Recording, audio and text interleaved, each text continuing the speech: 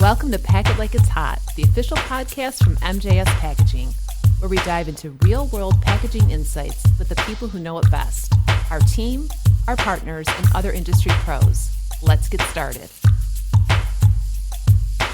Hi everyone, welcome to Pack It Like It's Hot. I'm Greg Clarke, Senior Account Executive at MJS Packaging, and I'm here with Cindy Vogel. Hi Cindy. Hi Greg, good morning.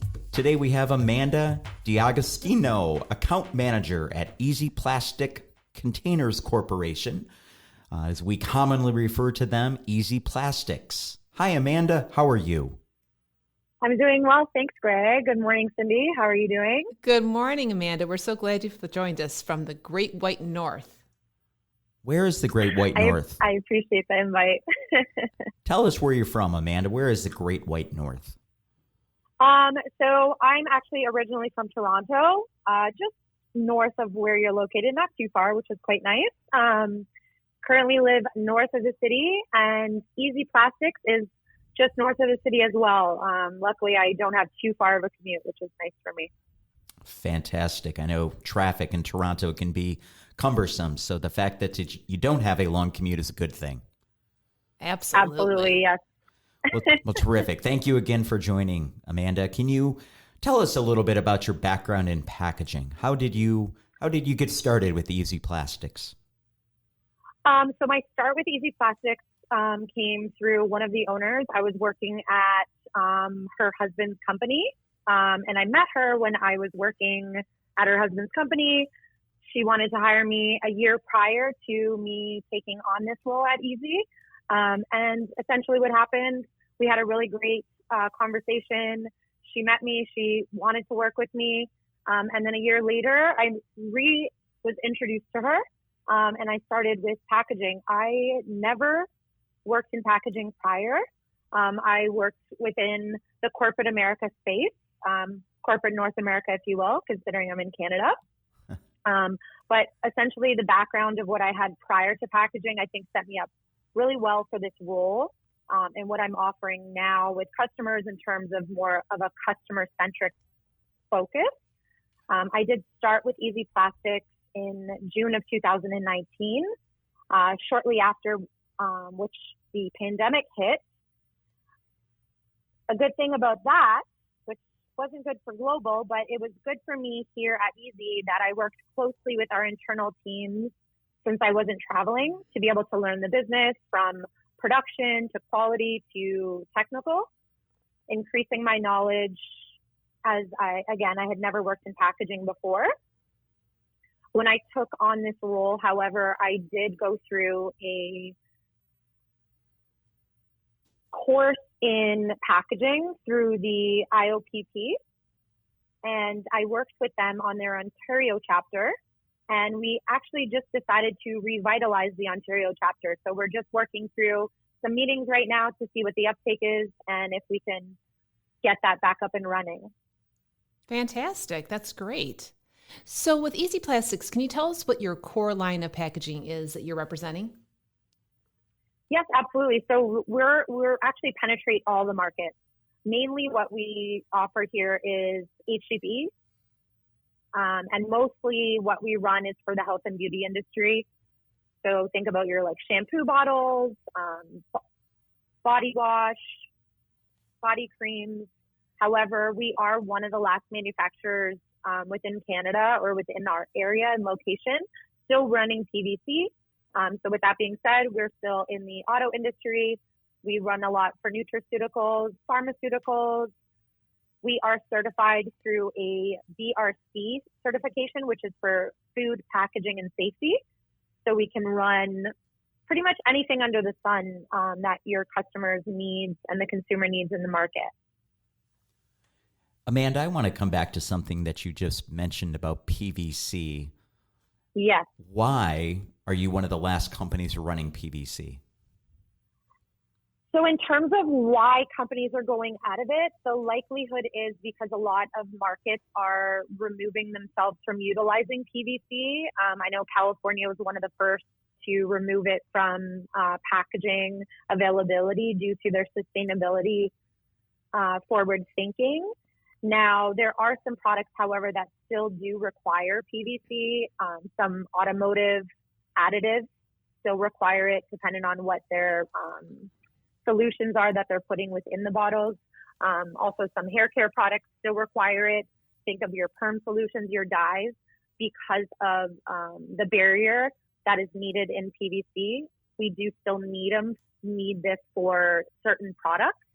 I can't necessarily say exactly why we are still running it, but the nice thing is that is one of our competitive advantages and sets us apart within other extrusion blow molders. Excellent. Great. And I'm going to turn our focus to blow molding because that is the topic for our episode here today. So can you do our audience a favor and define both extrusion blow molding and injection blow molding to kind of give us an idea of those two? Of course. So here at Easy Plastics, we run specifically through extrusion blow molding. This is used for manufacturing of more hollow parts like bottles or other containers, jars, sprayer bottles, things of that methodology, whereas injection is typically used for more solid parts, can be used for medical parts, kitchen parts, all other solid components. Now, there are some advantages and disadvantages for using either, which I'd be happy to go over. Through injection, I'll go really quickly. There is a scrap-free process, so there's no trimming that's required through this operation. The neck finishes in injection are not blown at a high level of accuracy. Now, however, weight is extremely precise as the material distribution is uniform. The unit cost for small containers, 5 ounce and less, is extremely cost effective. On the negatives or disadvantages with injection, high tooling costs, there's no flexibility in molding, and it's not necessarily economical over 16 ounce capacity. It's not also well suited for handlewear. Whereas on the flip side, when you're looking at extrusion blow molding, you have low initial mold costs. You have flexibility of tooling in that you can actually accommodate interchangeable neck finishes utilizing the same mold, again, keeping your costs low. You can range sizes of containers from 1 ounce all the way to 55 gallons. Now, we don't run 55 gallons here. Typically, the highest that we'll run is up to 1.5, 2 gallon max. The container shape is not restrictive. It can be long and flat. It can have handlewear. There's also a wide selection of machinery. So tooling can be specifically geared to the packaging volume and requirements. We can build anywhere at our facilities from a 1 cavity tool all the way up to an 8 cavity tool.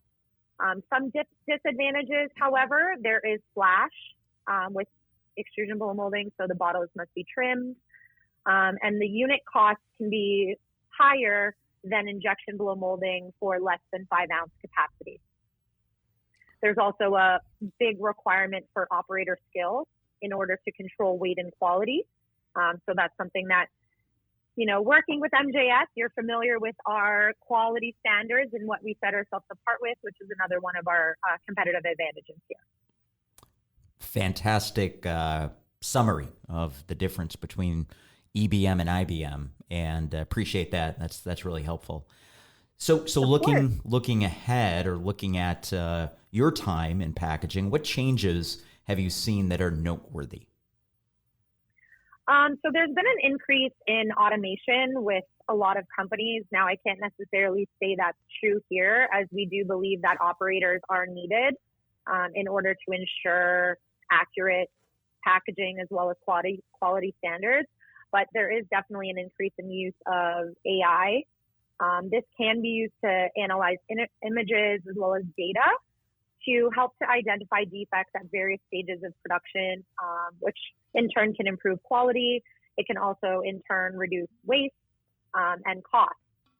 However, given that we are more of a small family-run company, we do believe that keeping our standards of quality, we are not setting ourselves up with automation at current. Now, that is something that could potentially happen in the future. So let's talk about the future. So if you had to look into your packaging crystal ball, Amanda, what do you think plastic packaging looks like 20 years from now? So over the last few years that I've been here, I've been seeing that there's been a big boom in terms of sustainability. So I think that trajectory is going to continue likely with a greater emphasis on recyclability, recycled content, and also alternatives to traditional plastics. Now, the U.S. and Canada are both working towards these similar goals. However, you will notice that there's different regulations and different initiatives that might differ between the two countries. So in turn, that'll essentially lead to different variations in the types of packaging used, the different progress that is being made. As Canada specifically has set a target of 50% recycled content for some products by 2030. Wow, that's soon. US, really. It is very soon. It is very soon. I know we're in 2025. I can't believe it. Now, US, on the other hand, has a goal of achieving an average of 30% recycled or responsibility sourced bio-based content within that same time frame. Gotcha. Okay. It's pretty interesting. It is. It is. Yes. I'm not sure we're going to hit those numbers here in the U.S. It seems like a real challenge. It does. It does seem that there's layers and layers of complexity to the whole sustainability ecosystem almost. Right. But that's, again, why you're working with Canadian companies to assist you with those different targets and hitting those goals. Absolutely. Can lead us down a better path, right? Yes. So, Amanda, you've been 6 years now with Easy Plastics. You were new to packaging, as you mentioned. Yeah. What keeps you interested in packaging? So in terms of my previous background, I was an art student. So I love to be able to blend the art and the science in packaging as it's constantly evolving to meet customer needs, market demands. And it really requires creativity and as well as problem solving. An understanding of sustainability is a huge piece to it, as those are really big draws for me in staying confident in what I can offer. Because packaging, ultimately, it plays a vital role in a product's success, setting yourself apart in the market, and the overall customer experience. Absolutely. All very, very well said. Definitely. So, Amanda, we know you have life outside of Easy Plastics. We all do, hopefully, right? So what do you do when you're not being a packaging goddess? Oh, bless you, Cindy. So I definitely have a life outside of Easy Plastics. And again, like you said, everyone definitely should. It helps us to show up better for our jobs every day if we're happy outside of work. So I work in the fitness industry as an instructor. I teach yoga, Pilates, and bar. And recently, you may have seen this on LinkedIn, which some people got a little scared when they saw the update. It caused a lot of issue on LinkedIn, Amanda. Yes, it did. It did. I had to add an additional blast.